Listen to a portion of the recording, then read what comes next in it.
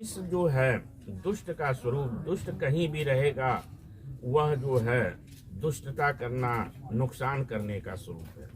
तो विष जो है वो जलन होने लगा।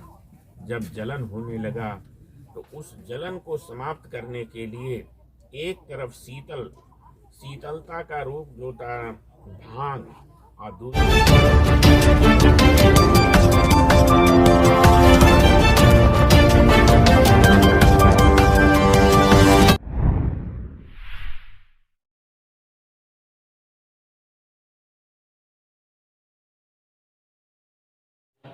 नमस्कार, मैं हूं ज्ञानेंद्र मिश्रा और आप देख रहे हैं शेर आजमी न्यूज। सबसे तेज और सबसे सटीक खबर देखने के लिए बने रहिए शेर आजमी न्यूज के साथ। अब खबर विस्तार से।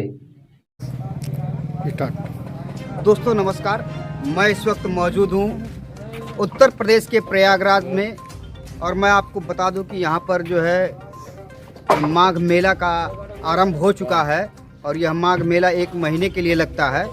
हमारे पीछे आप देख रहे होंगे जो ये शिविर लगा हुआ है श्रद्धालुओं के लिए, जो माघ मेला में जो श्रद्धालु यहाँ पर आएंगे, जो संत महात्मा आएंगे, उनके रुकने के लिए, उनकी दर्शनार्थियों के लिए कोल्हूनाथ खालसा के तरफ से ये शिविर लगाया गया है, जो शेरपुर कुटी जहानागंज के महंत जी हैं उनके सानिध्य में यह जो है कैंप लगाया गया है यहाँ, ताकि जो माघ मेला प्रयागराज में जो लोग आवे, जो श्रद्धालु आवे, जो दर्शनार्थी आवे, जो साधु संत महात्मा आवे, उनके रुकने की, ठहरने की समुचित व्यवस्था की गई है। खान पान की व्यवस्था की गई है।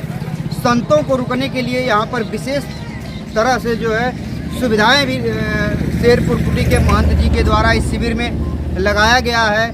हमारी उनसे आगे बातचीत होगी, उनसे मुलाकात होगी और साथ ही में हम आपको बता दें कि जहानागंज के हथौटा के रहने वाले पंचदेव मंदिर ट्रस्ट के हमारे महंत आरएस गौरी शंकर दास जी भी यहाँ आजमगढ़ से लगातार यहाँ प्रयागराज में बने हुए हैं, ताकि श्रद्धालुओं के लिए, साधु संतों के लिए जितनी सेवा बन सके इस शिविर के माध्यम से लोगों तक पहुँचाया जाए, लोगों को दिया जाए।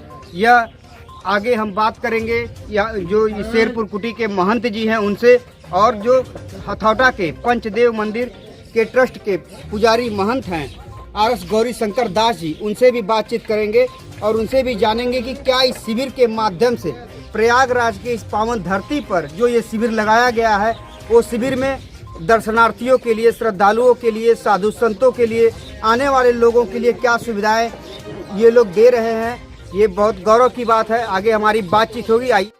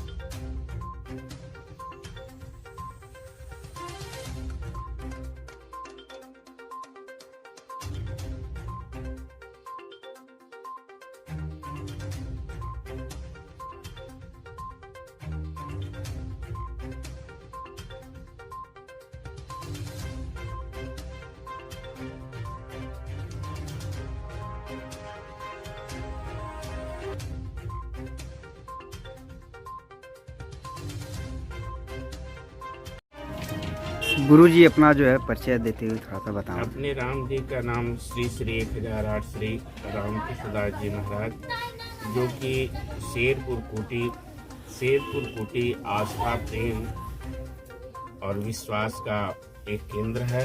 और वहाँ पर भगवान कोल्हूनाथ का दिव्य मंदिर है।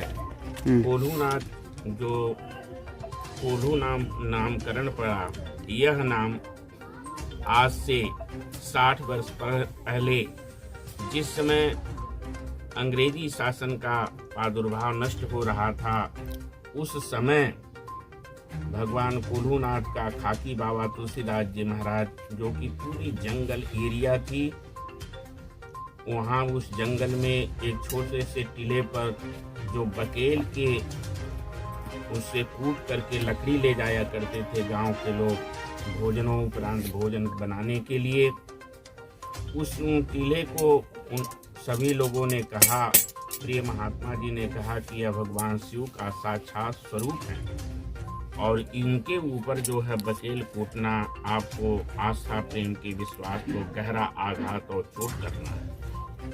लेकिन लोगों ने कहा कि महात्मा जी रात्रि को इसमें कोई पत्थर ला करके गाड़ दिए होंगे। महात्मा जी जो जिस स्थान का परिचय दे रहे हैं, ये स्थान कहाँ पड़ता है?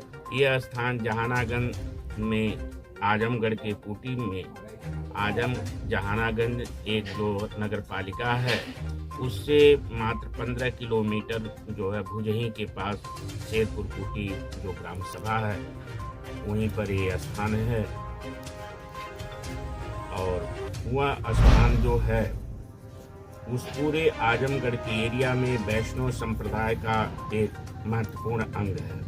और वहाँ से खाकी बाबा तुलसीदास जी महाराज, पुजारी बाबा रामदास महाराज, महावीर दास जी महाराज, बाबा हरिहर दास जी महाराज, पूज्य महाराज श्री श्री 1008 साकेत वासी महामंडलेश्वर राम प्रसाद दास जी महाराज, उनके ही अपने कृपा पात्र शिष्य श्री राम कृष्ण दास जी महाराज, जो आपके प्रश्न का उत्तर दे रहे हैं।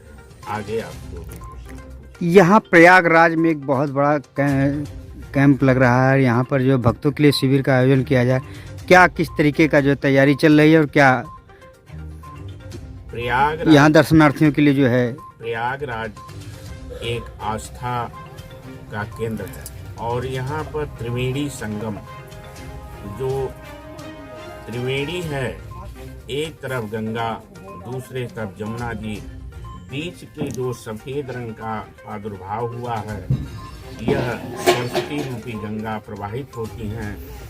और श्री रामचरितमानस में एक तरह का आया है कि मुद मंगल में संत समाजो अजिन जग जंगम तीरथ राजू। महात्माओं के मुखारविंद से निकला हुआ शब्द भी सरस्वती का साक्षात स्वरूप है।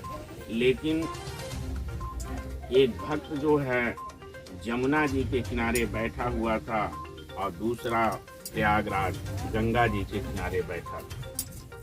दोनों का जो समन्वय है, त्रिवेणी जिसमें से प्राकट्य हैं, वहाँ से कुछ ही दूरी जाने पर एक अक्षय वट है जिसका कभी क्षय नष्ट न हो। वो अक्षय वट का जड़ जो है पाताल लोक पर है। जब सृष्टि का सृजन होता है या सृष्टि का नष्ट करना होता है भगवान विष्णु को, तो उसी कोमल पत्ते पर भगवान विष्णु अपने बाल स्वरूप में पदांगुष्ठ रज का पान करते हैं और उस पान के रूप में उनके जो छोटे बच्चे जिस प्रकार से लार निकलने लगता है, उनके मुखारविंद से लार निकलता है और संपूर्ण ब्रह्मांड जलमग्न हो जाता है और सृष्टि का विनाश हो जाता है। और जब सृजन करने लगता है तो उसी अक्षय वट के कोमल पत्ते पर भगवान विष्णु जो है बाल स्वरूप में पदांगुष्ठ रज का पान छोड़ करके मचलन क्रिया करते हैं और मचलन क्रिया के रूप में उनके खिलखिलाहट से उनके जो नाभि चक्र जो है वह कंपन होने लगता है और उस कंपन से जो धारा प्रवाहित होती है कमल का प्राकट्य होता है और कमल में ब्रह्मा का सृष्टि के सृजन का आदेश मिलता है और यहीं से सृष्टि का सृजन शुरू हो जाता है। जिस समय यह जो है देवताओं और राक्षसों में देवासुर संग्राम से पहले जो मर्जन हुआ, 14 रत्न निकला, उसमें से 14 रत्न में से उस रत्न में से 14 रत्न विष भी निकला और अमृत भी। विष को पाने के लिए कोई भी हाहाकार पूरा मच गया, पूरे ब्रह्मांड में प्रलय जैसा स्वरूप हो गया। सभी लोग भगवान शिव के पास गए और भगवान शिव से अनुनय विनय करने के तदोपरांत उन्होंने कहा कि मैं इस विष को पान करूं।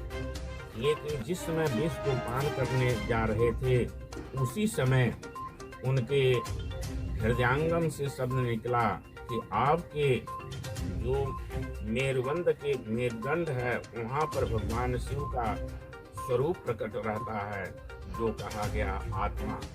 आत्मा परमात्मा का अंश है। आत्म मही राम, राम मही आत्म, जिन्नस को विचारा। आत्मा के अंदर परमात्मा और परमात्मा के अंदर आत्मा। विष जब नीचे जाता है तो हमारे इष्ट को कष्ट होगा, इसलिए और बाहर निकालते हैं तो सृष्टि का विनाश हो जाएगा। इसलिए अपने गले में उन्होंने रोक दिया। विष जो है दुष्ट का स्वरूप, दुष्ट कहीं भी रहेगा, वह जो है दुष्टता करना, नुकसान करने का स्वरूप है। तो विष जो है वो जलन होने लगा। जब जलन होने लगा तो उस जलन को समाप्त करने के लिए एक तरफ शीतलता का रूप जो था भांग, और दूसरे स्लो पॉइजन के रूप में होता है ये धतूरा और भांग को पीस कर पिलाया गया तो जलन की समाप्ति हो गई। उसी आस्था प्रेम के विश्वास को, और यहाँ अमृत का पान हुआ। अमृत का पान का बंटवारा, जो राक्षस लोग अमृत की घड़ा को लेकर चलने लगे, लेकिन भगवान ने विष्णु स्वरूप जो है विश्व मोहिनी का स्वरूप धारण किया, और राक्षस उसका मोहित होकर के सभी लोग कहे कि मैं तीसरा हूँ, किसी का मैं पक्ष विपक्ष नहीं लूंगा, आप दोनों लोग बैठ जाइए, दोनों को मैं काम करूँगा। तो एक तरफ विष पिला रहे थे, उसी में से राहु जो जाकर के निकला, जब देखे कि ये तो इसमें से निकल कर दूसरे में आ गया, तो उसके जब अमृत निकल गया तो उन्होंने चक्र को छोड़ा और कटने के बाद केतु का अवतरण हो गया। तो राहु और केतु का अवतरण भी यहीं पर हुआ। इस अमृत का पान 12 जगह निकला, और 12 जगह गिरने के बाद 12 जगह कुंभ लगता है। ये कहाँ गिरा है अमृत का जो पानी गिरा है? हरिद्वार, नासिक, उज्जैन, प्रयाग पृथ्वी पर, और 6 स्वर्ग लोक में, और 2 पाताल लोक। इसीलिए महाकुंभ जब आता है तो 12 वर्ष। इसी अमृत को पान करने के लिए जो सहज हमारे प्राप्ति हैं, गंगे तो दर्शनार्थ मुक्ति।